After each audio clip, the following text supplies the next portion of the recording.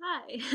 So, today I'm going to be talking about exercise addiction that often comes with eating disorders. Specifically, for me, it was anorexia, but obviously, like bulimia, that's a big thing, and maybe some other ones. But yeah, I'm just going to be talking about kind of my past and how I got through that and where I am today. So, my eating disorder started when I was 13, but the exercise addiction didn't really come in until when I was 14, kind of close to turning 15.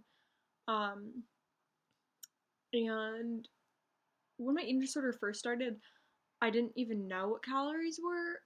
And even through my first hospitalization, I never really thought of calories. It was more just like the way I looked.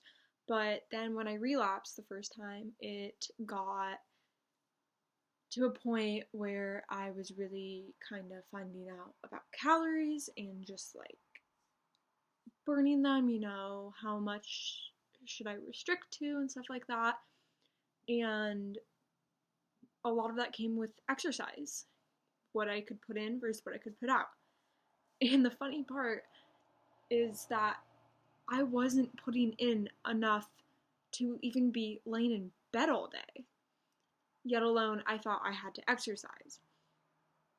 I remember when it first started, I would wake up around 5 in the morning before school, and I would run up and down my driveway for an hour or something like that, or exercise in my garage where no one could hear me. Um, and it was before I even ate anything, but I still felt the need to exercise if I was going, and I wasn't even eating breakfast at this point, but I still thought I had to exercise. It was like almost like a compulsion. Like what I noticed with my eating disorder, and probably a lot of you guys, is that it can morph from kind of this control thing, into a total obsession that comes with compulsions, kind of what we see with OCD. And a lot of the times, people diagnosed with eating disorders also are diagnosed with OCD, including myself. So I think that's where those two kind of intertwine. So I would exercise a lot in the morning, and then it got a lot worse. I just kind of started exercising whenever I could, taking chances to, burn calories.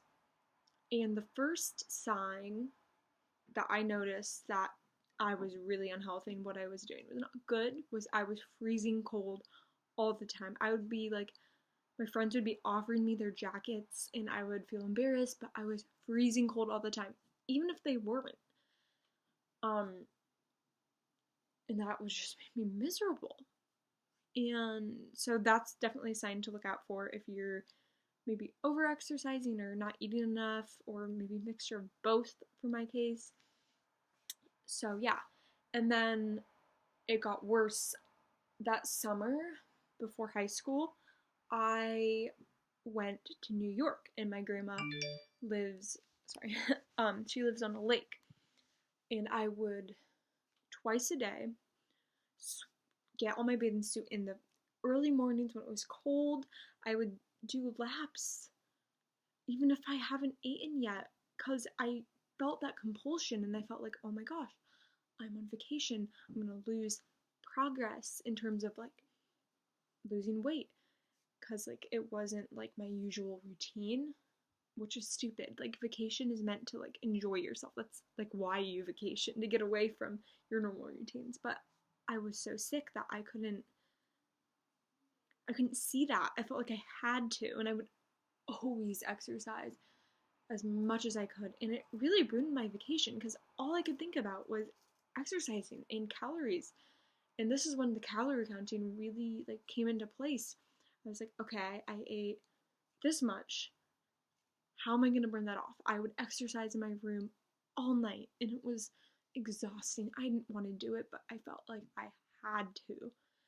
And then things got worse and I got hospitalized 2 weeks before school began, actually. So, like, beginning of August, I was hospitalized, and my calorie counting was just, I think it was the hospitalization that triggered it because I wanted to know how much they were giving me to see how much I might be gaining per week, which do not do if you're in the hospital. It will just give you more anxiety.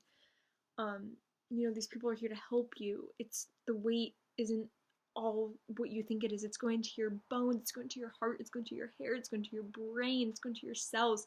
There's so many things that come along with repairing your body and weight gain other than that we just always think.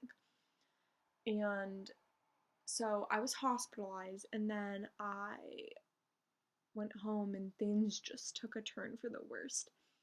If I had a lunch that was different than I would normally have, that I didn't know the exact calories or were unsure of,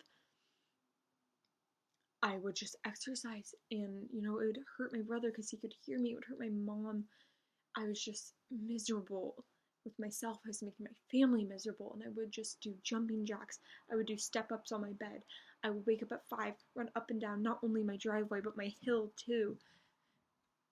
And it was just not a way to live. And I was completely consumed. I didn't engage in school because I was just obsessed with food because I couldn't eat it. So I would be looking at like pictures of food and recipes because that was the closest thing I could get to eating than non-eating. And it was just horrible. And I would dance. I was a dancer my whole life. And when my eating disorder got really bad, I didn't even dance. I didn't even dance because it was something I enjoyed. I danced for burning calories. And so I completely lost my interest in dance and used it as a way to burn calories, even though I was very underweight and very medically unstable. I should not have been dancing, but my mom was literally afraid of me, and she thought if she took dance away from me, then I would kill her. So it got really, really bad, and then I was hospitalized again on my birthday in December, and the calories and not being able to exercise were just horrible. And I went to a PHP program, and they really helped me work through this compulsions and urges. They helped me work through those urges to count calories or exercise or restrict, and it really helped me. And when I got out, I was doing really, really well. And ever since then, when I really got the help to work through those compulsions and I was honest, I haven't felt the need to exercise. Whether I'm gaining weight or maybe even if I'm not eating enough and losing weight, I never like over exercise. I do like to walk, but I don't secretly exercise. Honestly, like I'm so lazy. Like I rarely ever leave my room. And it's just so nice. And to be reassured that even if you laid in bed all day, or even if you took classes all day and we're just sitting down, you still need to eat probably a lot more than you think. Because our body is amazing. We burn tons of calories not doing anything. We burn tons of calories when we're asleep. That's why breakfast is the most important meal of the day, because your body, when you're sleeping, you're still burning calories. You're kind of recovering from the whole day. Your body's digesting all that food that you ate. Your body is flushing everything out. It's doing so much. And that's why sometimes in anorexia recovery, we sweat a lot in our sleep. And that's because our metabolism is actually working a lot faster when we're asleep. So getting a good night snack is essential in this sort of recovery. So yeah, those are just kind of my experiences. If you guys have any questions, I'd love to answer them, even though no one really watches my videos, because loser, lame-o. But yeah, I just really want to help you guys, because, these kind of videos really help me. So yeah, I hope I was able to help you guys, and have a great day.